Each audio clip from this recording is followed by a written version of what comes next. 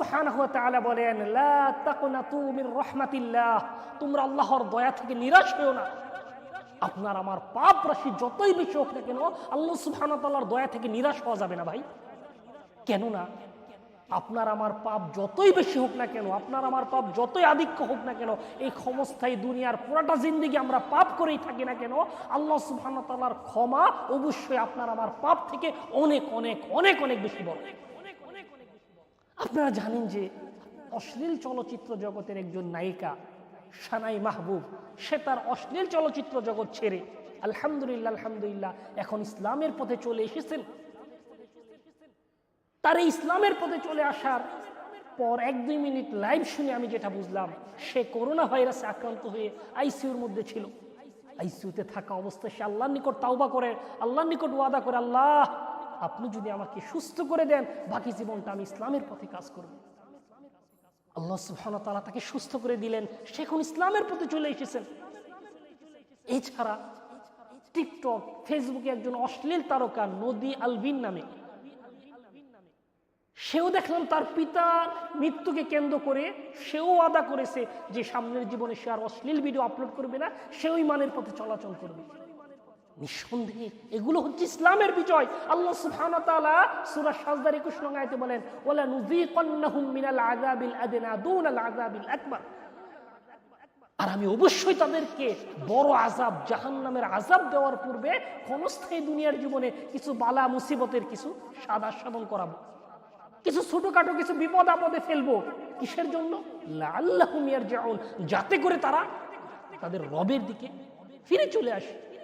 নিঃসন্দেহে তারা কিছু ছোটখাটো বালা মুসিবতের মাধ্যমে তারা তাদের রবের দিকে ফিরে এসেছে, এটাই তো হচ্ছে সফলতা। এছাড়াও আমরা দেখেছি যে ইতিপূর্বে চলচ্চিত্রের নাটকের বিখ্যাত বিখ্যাত অভিনেতা, যে 1-2 জনের নাম আমার মনে পড়ছে, সিদ্দিক হাসান, সুজানা জাফর, এনি খানের মতো বিখ্যাত বিখ্যাত তারকারা তাদের নাটক, তাদের চলচ্চিত্রকে পদদলিত করে আজকে তারা ইসলাম পালন করছে। অথচ আপনি খেয়াল করে দেখলে, তাকালে দেখতে পাবেন যে এই একজন সিদ্দিক হাসান, একজন সুজানা জাফর, একজন এনি খানের মতো অভিনেতা হতে, একজন সুজানা জাফরের মতো সেলিব্রিটি হওয়ার জন্য আজকে লক্ষ লক্ষ তরুণ সকাল সন্ধ্যা স্বপ্ন দেখে যাচ্ছে, লক্ষ লক্ষ যুবক তাদের অর্থ ব্যয় করছে, লক্ষ লক্ষ যুবতী তাদের সতীত্বকে বিলিয়ে দিচ্ছে। হে মুসলিম ভাই, হে মুসলিম বোন, এরপরেও কি তোমরা সতর্ক হবে না? এরকম বিখ্যাত বিখ্যাত অভিনেতারা তাদের এই অভিনয়, তাদের এই অন্ধকার জগৎ ছেড়ে তারা ইসলামের পথে চলে এসেছে, এটা কি তোমাদের জন্য আদর্শ না? এরপরেও কি তুমি তোমার দৃষ্টিভঙ্গি পাল্টাবে না? আরে আজকে আজকে একজন কণ্ঠশিল্পী হওয়ার জন্য তুমি বছরের পর বছর যে সারেগামা নিয়ে প্র্যাকটিস করে যাচ্ছ, এরকম শ্রেষ্ঠ একজন কণ্ঠশিল্পী হয়ে আমাদের মহিব খান আজকে ইসলামিক গানের মাধ্যমে আল্লাহর বরত্ব প্রকাশ করছে। যেই নৃত্যশিল্পী, যেই মডেলার হওয়ার জন্য তুমি তোমার কাপড়গুলোকে উন্মুক্ত করে যাচ্ছ, হে বোন তুমি নগ্ন হয়ে যাচ্ছ, এরকম একজন শ্রেষ্ঠ মডেলার হয়েও আমাদের বোন সুজানা জাফর আজকে হিজাব পরিধান করছে। যে অভিনেতা, যে নাট্যকার হওয়ার জন্য তুমি লক্ষ লক্ষ কোটি কোটি টাকা খরচ করছো, এরকম শ্রেষ্ঠ অভিনেতা সিদ্দিক হাসান, শ্রেষ্ঠ অভিনেত্রী এনি খান আজকে এই চলচ্চিত্র, এই নাটককে পদদলিত করে আজকে তারা ইসলামের পথে চলে এসেছে। এটাই তো হচ্ছে সফলতা।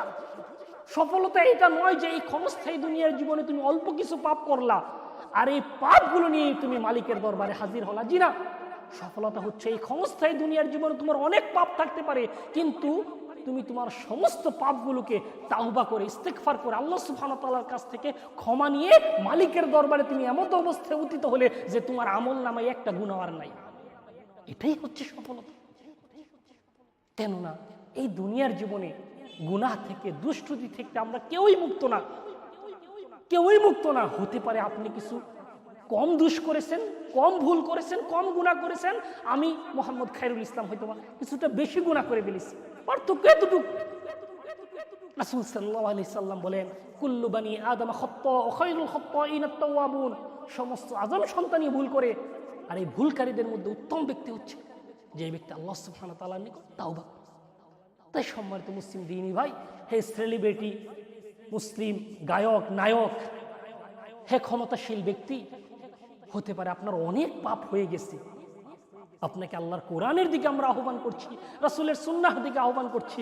আল্লাহ সুবহানাহু ওয়া তাআলা আপনার সমস্ত পাপ ক্ষমা করে দিবেন, এটা ঘোষণা দিয়ে আল্লাহ সুবহানাহু ওয়া তাআলা ওয়াদা করেন, ইন্নাহু কানা তাওয়াবা, নিশ্চয় আল্লাহ সুবহানাহু ওয়া তাআলা আপনার তাওবা কবুল করবেন যদি আপনি একনিষ্ঠভাবে আপনার সমস্ত পাপ, অশ্লীল, অন্যায়, অপকর্ম ছেড়ে আপনি ইসলামের পথে আসতে পারেন, এক আল্লাহর নিকট ইখলাসের সাথে তাওবা করতে পারেন। আল্লাহ ওয়াদা করেন আপনার তাওবা তিনি কবুল করবেন। আল্লাহ সুবহানাহু ওয়া তাআলা আমাদেরকে সকলকে বুঝার তদানুযায়ী